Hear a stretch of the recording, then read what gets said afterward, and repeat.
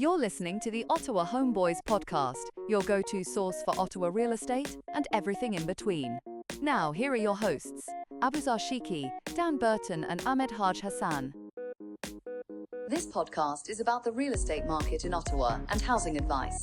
But the advice may not apply to your situation. Contact the Homeboys or any licensed real estate professional for specific recommendations before you make decisions about your real estate needs. Welcome to another episode of Ottawa Homeboys. I'm Aboozar Sheikhi, along with my Dan Burton. Dan the man. Ahmad Hassan. Another episode. We'll start off with how our week has been. We'll get into the statistics, condominiums in this episode to give listeners and viewers a feel for what's happening in the condo market. And then we'll get into the main subject of, talking about what it is or the comparisons between a solo agent versus a team of realtors, specifically for those who are actually getting into the business to get an idea of the benefits, plus and minus for each, to see what fits them personally. To experience with and then partially what it means for clients overall to work with a solo agent per se as opposed to in comparison with a team. What's going on, Dan?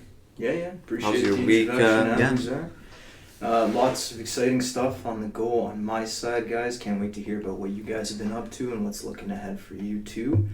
Multiple offers are back. I've been in two different multiple offer situations this week with two different buyers. It does definitely depend on what the property type is, where the property is located. Both of these just happen to be great freehold starter homes. Yeah. And I think there's a lot of reinforcement in that category right now. I have a lot of rental stuff on the go as usual. I have a pretty interesting, pretty unique listing coming up next week that I might give you guys a little bit of inside scoop on right now. So it's in an area that doesn't get a lot of rental inventory at all. I actually had to go back over a year to find any comparables for this. Oh, wow. So always challenging, yeah. It is, yeah. This one especially. So it's right in the heart of North Gore. So if you guys know it, it's maybe 15, 20 minutes from Barrhaven. Get to Barrhaven Costco in short time, right? It's fully detached Century home.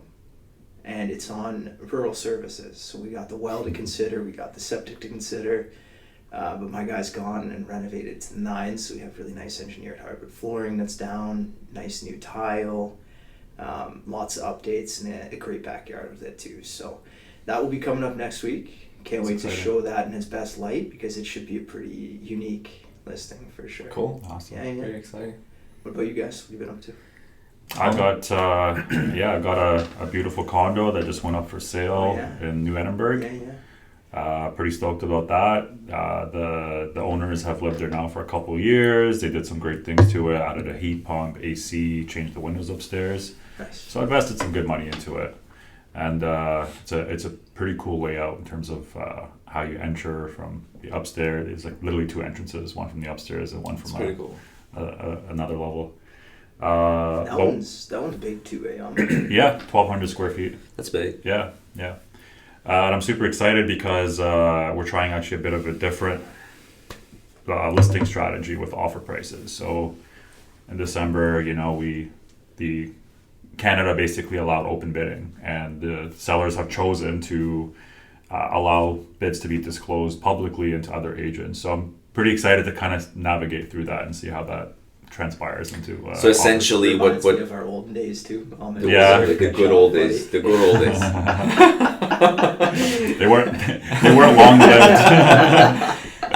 So essentially what's happening is you're offering a platform to your sellers that is basically allows other agents to submit offers in an open bidding format. Yeah, exactly. Yeah. So yeah. that all parties are basically open to the terms of the offers, so that they're basically visible. Minus the terms. So Minus the terms. Yeah. So like you can choose to disclose certain terms. So it's the price for this. This one and is the terms, specifically okay. the price, and then the terms, closing day, deposit, that won't be disclosed. But the hope is when we do create a multiple bidding situation, I can communicate with any interested parties and let them know, hey, this is what the current offer price is from this other agent, for example. Right. I'm sure it's the first time many of our 5 viewers will be hearing about this. So Yeah. might be good. What to do you have just to be do a on whole- that for 5 viewer thing? We might be up to 6, 7 now. guys. Every episode, man. Every week that passes, as long as there's one or two that are added, that's good. You know? Thank you guys. Thank you. You know who you are. Yeah. That's even more value. It might be interesting just to do a whole episode on that because I'm sure people haven't heard of that. Mm-hmm. It's pretty cool. It's a big change, but I mean, we're really not seeing much of it, right? Yeah. I'd say, what do you think, 1 in 100 listings or something like that? I'm seeing there's agents from other cities that are doing it. Cool. Yeah, there are like some agents that are like swearing by it from what I'm seeing. But look at what's happening right now. Like you alone in the past week, you just mentioned you went through that. So Two it's different not to say that it's not situations. happening No. in this market, right? So those agents, I mean, I feel like you're headed in a right way, Ahmed, in a sense that, again, goes back to the price cap range, goes back to the area that you went through too. So the idea is just to be more like Ahmed. It'd be like, yeah, That's all. the Yeah, if we could. deal. And same thing with same thing with me. This past couple of days, the listing we had in Central Park. It's a mid-unit townhome, fairly priced well in the 620s, and back-to-back showings. It's conditionally sold now after 5 days. Congrats. So That's awesome. thank you. And that's it. I feel like had I done something of that sort with this platform that you're doing, it'll be interesting to see if because they were coming, visits were there, the interest is there, and like would somebody pull the plug if they knew, hey, they have an offer at 6:15, like Exactly, you know what I mean, like exactly. rather than just being like, hey, there's an open offer, there's an offer on the I table. mean, you guys have probably heard it as well too. There's so much stress that goes into that from the buyer side that Big time. unless you're motivated and serious, you might sit out just because you know there's another offer on the Yeah. that's it. Exactly. Yeah. right? Exactly. Opening that up just gives them, I guess, more confidence. Yeah. Yeah. And I mean, had I, for example, used it, it would have been interesting to see. And again, it's the area location as well. I feel like, for example, this little pocket that we had this listing at, there was only one other mid-unit townhome, 2-story, that was smaller than ours, but renovated at close to 700,000 range. Yeah. So 75,000 difference, right there. And the rest of them, there was 3 or 4 that are 3-story, 2 bedrooms, right? So it's like they're not even on the same ballpark and level. So having only 2 townhomes in a cluster of 400 to 500 units, it gives you as the listing agent the ability to maneuver and exercise those little tests to see whether the market's going to adapt. And I again seeing what you're going through, it's happening, right? So. Good luck with that, Ahmed. Thank you. Yeah. How about you, should be Aboozar? fun. What have you been up to? Nothing, just rental. I got we rented out. We got another rental in Whitehaven to rent out, and did this unit that went conditional, and another unit that's hopefully coming on the market in next maybe 2 to 3 weeks from now in 250 lat. For sale or for rent? For sale. Okay. So it's a 1-bedroom that'll be perhaps, but again, it's just a struggle with the tenants and so on that the landlord is dealing with, the owner, that they have to sort out, get the property ready for the market and so on. So maybe in the next, The Sun Stadium gonna be right there. That'd be huge. that'd be huge, yeah, potential for future buyers, yeah, absolutely. I mean, so that's that. And Ahmed, if you don't mind getting into the condo stats, let us know what's happening. Yeah, I mean, it's definitely a bit of a down market in Ottawa for since compared to last year. The 2 big ones I'm seeing are 164 condo apartments sold in September, and this is apartment specifically, right? This isn't condo townhouses or condo detached or.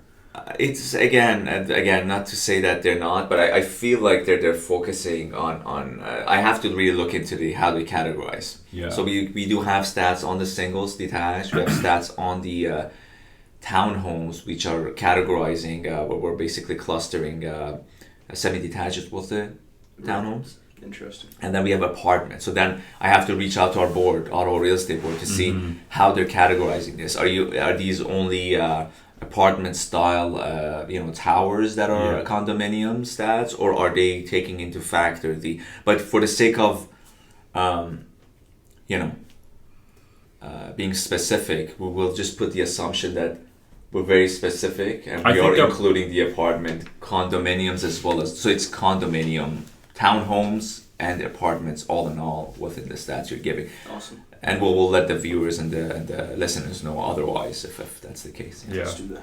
Yeah, I mean, compared to last year, we're seeing a 19.2% reduction. So that's like 1/5. That's quite drastic, I'd say.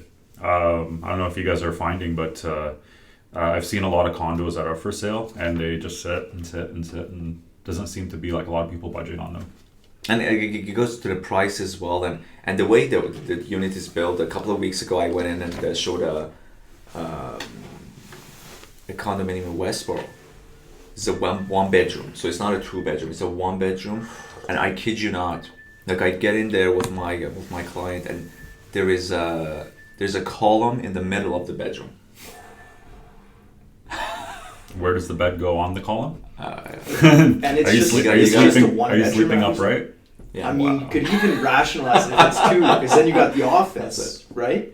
How do you do that? Like, how does that, like? Where does the bed go? There's just bats that live in there, and they just hang from the ceiling. Isn't that insane? Like, what do you even say to like the pictures don't do it justice just because of the way it's stretched or whatever. What's the condo? No, I don't actually. It was. I have to see this place. Yeah, it was on Richmond, but yeah. So it was one of those Ashcroft condos, but it was on the mail. Like it was so quick that it was like an in and out sort of. Let's just get out of here. You know what I mean? They want to get out of there after they saw the column in the bedroom. Eh? Yeah. They're like, I'm getting not sleepy. a fan of the single bed. I don't know. Get creative, man. I've been searching with a guy that's looking for condos as well. I think it all goes back to the livability of it. I think you're in the 2-bedroom territory. You just cater towards so many more potential buyers. You got, like, for example, this gentleman's a solo occupant. No, it's got to be a 2-bedroom. We're just not touching the 1-bedroom, let alone the studio stuff, right? So I think you just got to keep in mind the resale value, the livability of it. And then in his particular search, we saw a condo townhome that actually moved pretty quickly. Just happened to be that it was a block away from the LRT, which is huge, right? Being able to have a commute east, west, south in the city, just right at your doorstep is pretty nice. And the building had a really good reputation, like a really good builder, good management, all that stuff. Yeah. That's the thing with condos. It all depends. Yeah, right? condos are like you can't take 2 condos in the same area and just compare them and say they're the same price because it's only, and it goes back to the buyer's flexibility as far as location and and that's it. Like they're so different. Each build is so different, and amenities you and have parking to take everything into consideration. It's like, do you want the amenities? You gotta pay the condo fees. Not then, and so on. And again, that's another topic for another episode. Do we have on there, boys? Do we have average price? Anything like we that? have the average price actually. So Ahmad nailed the sales activity. The average price we got $424,500. Not much different than previous. So that's only down 0.5%. It's not year big over concern. year to September 2024. And then if you look, actually that's consistent year to date. So the average price year to date is $434,500, and it's only down 0.5% again. And we have 4 months of inventory, approximately, compared to 3 months. True. Yeah. So it is. I think the timing to buy condos would be ideally now, just because of the options you would have. if you are in the market for it. Again, the type of buyer for condo, everybody has their own specific sort of a criteria and needs. But if you are looking for condominiums, I personally, I don't think it would be the best time right now. They're being snatched up. I had another one in close to in the Overbrook Parkway area that didn't last long. Oh yeah. Anything in the 300 range, low 300s. The buyers are there. They see the value and potential. They pick them up. So now would be ideal time for a condominium. I do agree with that for sure. Aboozar, and there's one more interesting stat I think would be interesting to chat with you guys about: sale to list price ratio. So that's 97.4%. So they're consistently going for 2.5 or more under asking, and that is pre-pandemic levels. If we look at the trend during the pandemic, they're going for about 3 to 5% above asking. They dropped to about 98% of asking after the pandemic. So we got to go all the way back to about 2018, where you could get this much of a discount based on asking price. Yeah, I think that's pretty interesting, boys. So it is. If you want to buy a condo, yeah, listen to Aboozar. Main topic of conversation. Yeah, solo agent and the team. And I have no experience. I've worked with many teams per se, with transactions and friends that have teams, but I've been a solo for all this time, and my preference was this. Doesn't necessarily mean it's right or wrong. Nice. But you go. Yeah. Ahmed, it's your take on this. Yeah, I mean, coming from having experience with a team, it's really what your mindset is and what you ultimately want. I can be a bit hard-headed, to be honest, when it comes to listening and wanting to conform to certain practices, and that's where it might be difficult to join a team, because you kind of want to do things your own way. You have your own visions, your own ideas, and being a part of a team, for example, it kind of diminishes that. So I mean, for new agents though, I mean, looking back, I'm glad I was part of a team at first. Exactly. I got a lot of experience, and I got a lot of room to fail, and try. Whereas as a solo agent, you're limited. You're not limiting yourself, but getting leads is the toughest part of the job, I'd say. And are there any times where you guys would recommend to jump in as a solo agent, like you started solo, and then Ahmad on the other hand? I think it all goes back to the what we're taught, right, in the courses. So I feel, just to compare, it's like, for us, it's like going to university, sort of, just so it's like more theory versus going to college, where it will be hands-on. I feel like it should be more towards that college experience, what they're teaching us, to be more in-field, as opposed to the theory. And it is that. You just taught that theory, and then you just, you enter the market. You're on your own. I think the tough part with that is, brokerages are incentivized when they have people on their team, and then unfortunately with the course, that's where the disconnect. I know what you're saying, because the course teaches you just strictly about the homes, foundation, etc., but doesn't teach you the sales aspect. That's exactly it. A lot was going on about the documents, though. Yes. Do you guys remember how much there was about the documents? Tons. So so they throw you all those stuff. Not that it's not essential.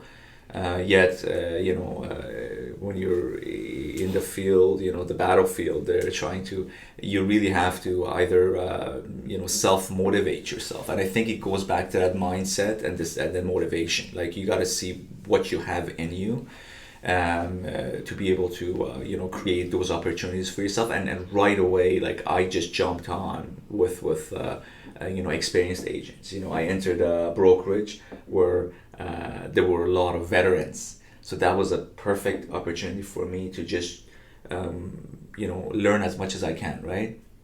none of them wanted to do open houses. Like, Yeah. like, were you crazy? Like, so I took on as much open house as I could, right? So those, I mean, thankfully, those opportunities were available to me to be able to take advantage of that, the mentorship, all those things.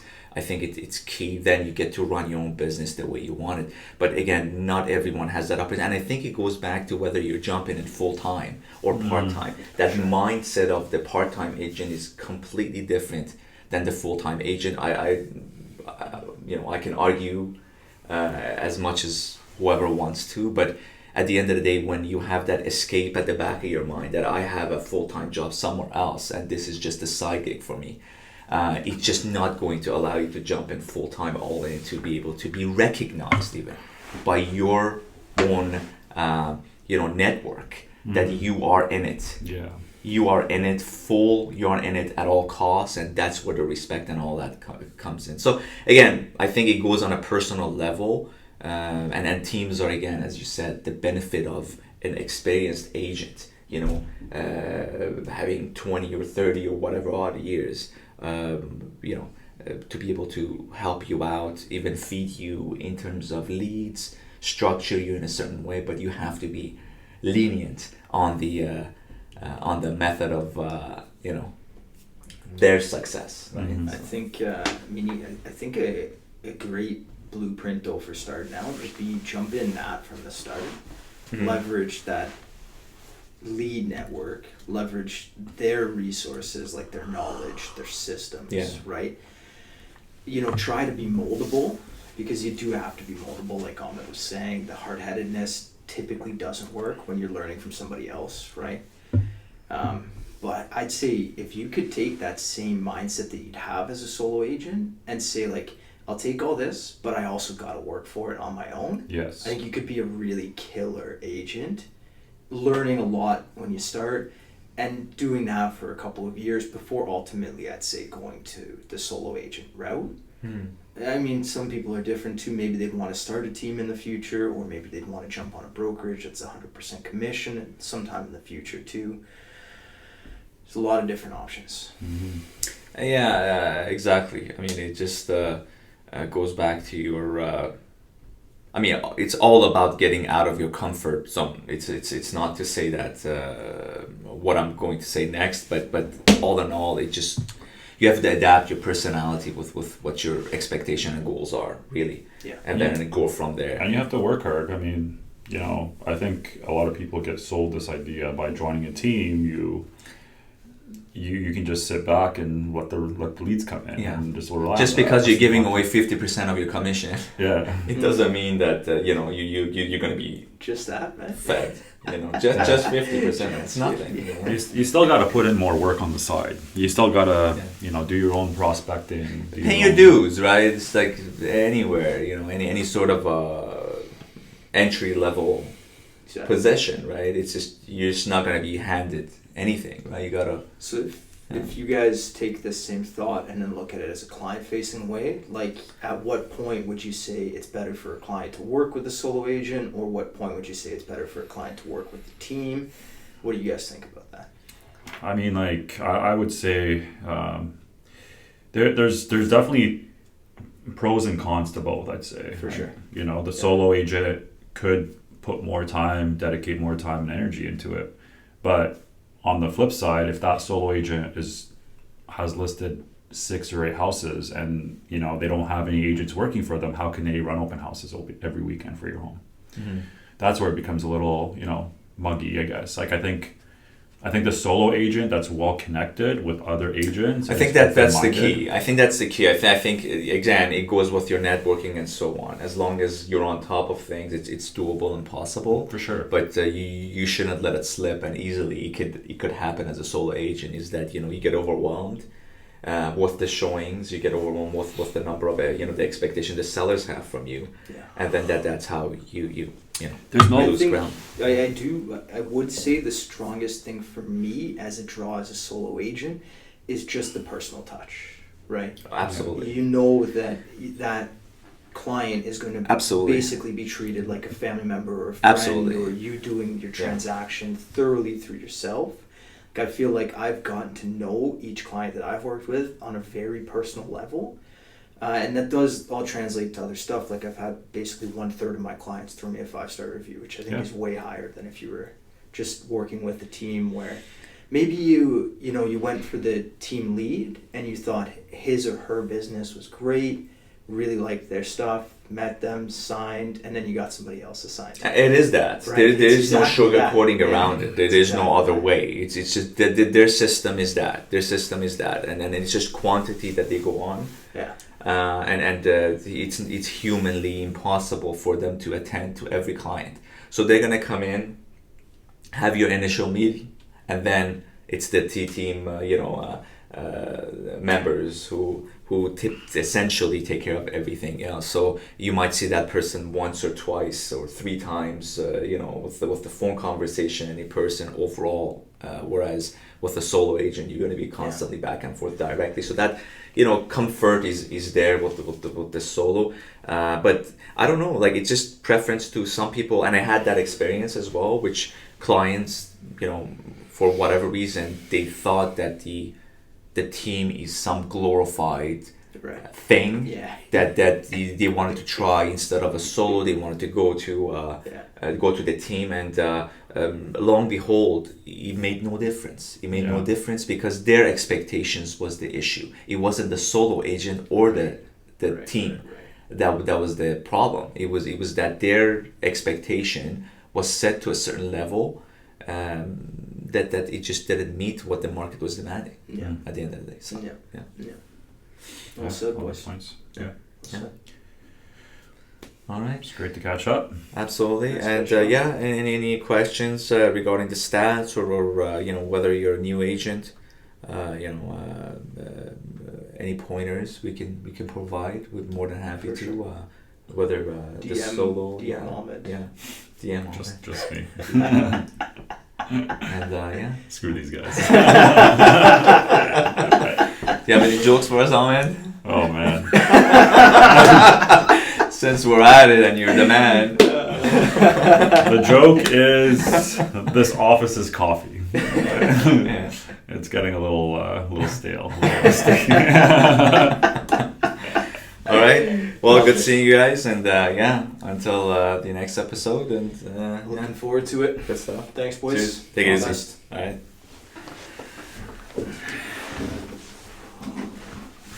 Cool. It was a good back and forth.